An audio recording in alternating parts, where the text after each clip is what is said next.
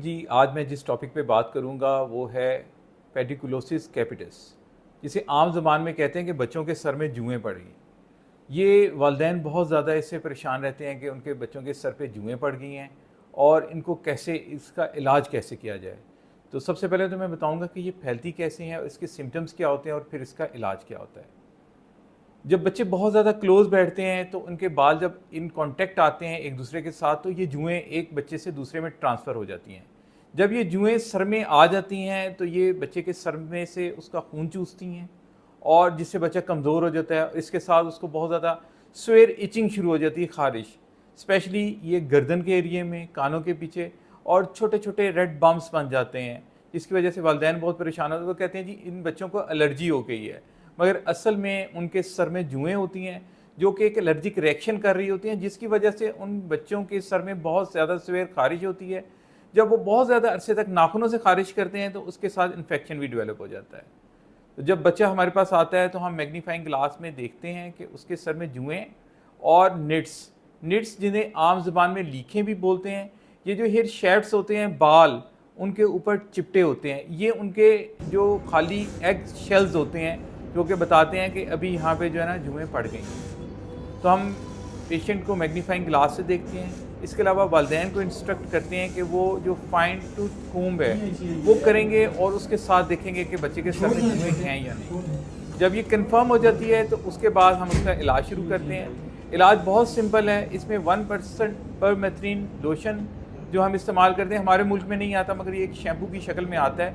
तो मैं वालिदैन को बताता हूँ कि इसको कैसे अप्लाई करना है। सबसे पहले आपने बालों को एक अच्छे से शैम्पू से वॉश कर लेना है, उसके बाद ड्राई करना है, उसके बाद 1% परमेथ्रिन लोशन को अप्लाई करना है बालों में जब वो बहुत ज़्यादा ड्राई हो जाएं और पूरे एरियाज़ को वेट करना है, स्पेशली बिहाइंड द ईयर और नेक के एरिया में। इसको लगा के 10 मिनट तक इसको लगा रहने देना है। उसके बाद इसे सादे पानी से वॉश कर लेना है। वॉश करने के बाद इसको ड्राई करना है। ड्राई करने के बाद कोमिंग करनी है कि जो निट्स रह गई हैं या वो जो अंडे रह गए हैं वो इसके साथ निकल आए बाहर। दूसरा इलाज हमारे पास आइवरमेक्टिन लोशन है। आइवरमेक्टिन लोशन को भी हमने ऐसे ही यूज़ करना है। सबसे पहले बालों को वॉश करना है शैम्पू के साथ, उसके बाद इसको ड्राई करना है। ड्राई करने के बाद आइवरमेक्टिन लोशन को अच्छे तरीके से लगाना है, मगर इसमें हमने एक एहतियात करनी होती है कि बच्चे को कहना कि आंखें बंद कर ले ताकि ये दवाई आंखों के अंदर ना जाए। इस लोशन को अप्लाई करना है। 10 मिनट्स के बाद इसको सादे पानी से वॉश कर देना है।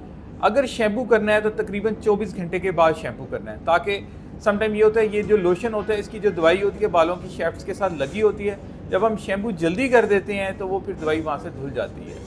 इसके अलावा जो बच्चे ख़ारिश करते हैं उसके लिए हम एंटीहिस्टामिन सिरप देते हैं या टैबलेट्स देते हैं, और समटाइम बहुत ज़्यादा एलर्जिक रिएक्शन हो तो हम माइल्ड कॉर्टिकोस्टेरॉइड्स भी अप्लाई करवा देते हैं द अफेक्टेड एरिया, ताकि जो वो ख़ारिश है वो बिल्कुल ठीक हो जाए और ये एलर्जिक रिएक्शन उसका ठीक हो जाए। इसके अलावा मैं बच्चों को बताता हूँ कि माओं को कि बच्चों के जो पर्सनल चीज़ें हैं जिस तरह ये टॉवल्स हो गए, वेट क्लोथिंग होगी, कपड़े हो गए, इनको हॉट वाटर में आपने वॉश करना है। इसके अलावा जो कूम्स हैं, ब्रशेज़ हैं, इनको भी आपने अच्छे तरीके से गर्म पानी से वॉश करना है और इनको धूप लगवानी है। और जब भी ये प्रॉब्लम होगी आपने डॉक्टर से कंसल्ट करना है। और ये बीमारी अक्सर लोग समझेंगे जी हाइजीन अच्छी नहीं थी जिसकी वजह से ये बीमारी होगी। नहीं, ये हाइजीन ना अच्छी होने के साथ भी हो सकती है, क्योंकि जब बच्चे इन कांटेक्ट आते हैं स्पेशली स्कूलों में, मदरसों में, तो ये बीमारी एक बच्चे से दूसरे में ट्रांसफ़र हो जाती है। और इसका इलाज जो मैंने बताया बहुत ही सिंपल है। और अक्सर लोग परेशान हो जाते हैं कि हमने दवाई अप्लाई कर दी है, इसके बाद भी हमारा मरीज़ ठीक नहीं हो रहा। उसमें ये वजह है कि ये थोड़ा टाइम लेती हैं। जितनी भी बॉडी में एलर्जिक रिएक्शंस होते हैं, हाइपर सेंसिटिविटी रिएक्शंस होते हैं, ये 3 से 4 हफ्ते लेते हैं ठीक होने में। तो उस टाइम तक हम सिर्फ सपोर्टिव यानी सिम्प्टोमेटिक ट्रीटमेंट देंगे ताकि मरीज़ की जो ख़ारिश है वो कंट्रोल में रहे, और ट्रीटमेंट हम रिपीट नहीं करेंगे। आफ्टर 2 to 3 मंथ्स हम चेक करेंगे दोबारा कि उसको ज़रूरत है कि नहीं। Thank you very much. मेरे चैनल को लाइक करें, सब्सक्राइब करें और अपने फ्रेंड्स के साथ आगे शेयर भी करें।